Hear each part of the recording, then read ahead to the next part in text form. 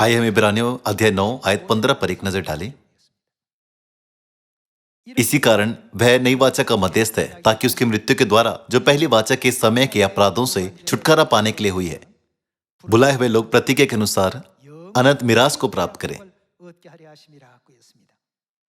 Bible के अनुसार जो लोग नई वाचा का पालन करते हैं, उनका वर्णन उन लोगों के रूप में किया गया है जिन्हें बुलाया गया है। जिन्हें बुलाया गया है उन्हें क्या आशीष देने का वादा किया गया है। बाइबल कहती है परमेश्वर उन्हें स्वर्ग के राज्य की प्रतिज्ञा की हुई अनंत मिरास प्रदान करते हैं, जहां फिर मृत्यु या शोक या रोना या पीड़ा नहीं होगा। इसलिए हम नई वाचा की सच्चाई को पूरी लगन से रख रहे हैं। नई वाचा का शब्द, नई वाचा का फसा, नई वाचा का बपतिस्मा और नई वाचा में पवित्र लोगों के धर्मी कार्य।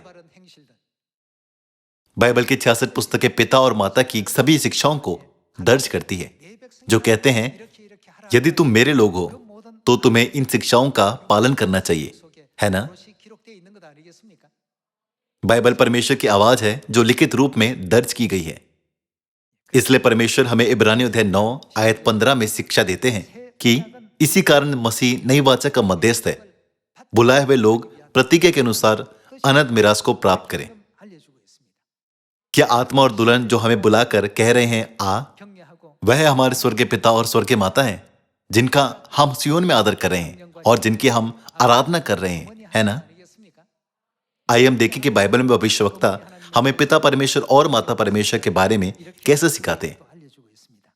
उत्पत्ति अध्याय 1 आयत 26 में लिखा है, फिर परमेश्वर ने कहा हम मनुष्य को अपने स्वरूप के अनुसार अपनी समानता में बनाए, और वे समुद्र की मछलियों और आकाश के पक्षियों और घरेलू पशुओं और सारी पृथ्वी पर और सब रेंगने वाले जंतुओं पर जो पृथ्वी पर रेंगते हैं अधिकार रखें। तब परमेश्वर ने मनुष्य को अपने स्वरूप के अनुसार उत्पन्न किया, अपने ही स्वरूप के अनुसार परमेश्वर ने उसको उत्पन्न किया, नर और नारी करके उसने मनुष्य की सृष्टि की। यदि परमेश्वर ने नर और नारी को अपने स्वरूप के अनुसार बनाया, जैसा कि आयत 27 में दर्ज किया गया है, तो क्या हम आसानी से नहीं समझ सकते कि परमेश्वर के पास नर स्वरूप के साथ साथ नारी स्वरूप भी है? इसका मतलब है कि एक परमेश्वर है जिनके पास नर स्वरूप है और एक परमेश्वर है जिनके पास नारी स्वरूप है।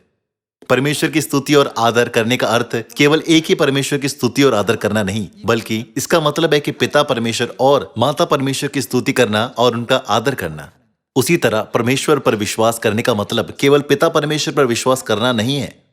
यह वह युग है जब हमें पिता परमेश्वर और माता परमेश्वर को पूरे हृदय से स्वीकार करना चाहिए, उनकी आराधना करनी और धन्यवाद देना चाहिए और साथ ही उन्हें महिमा देनी चाहिए।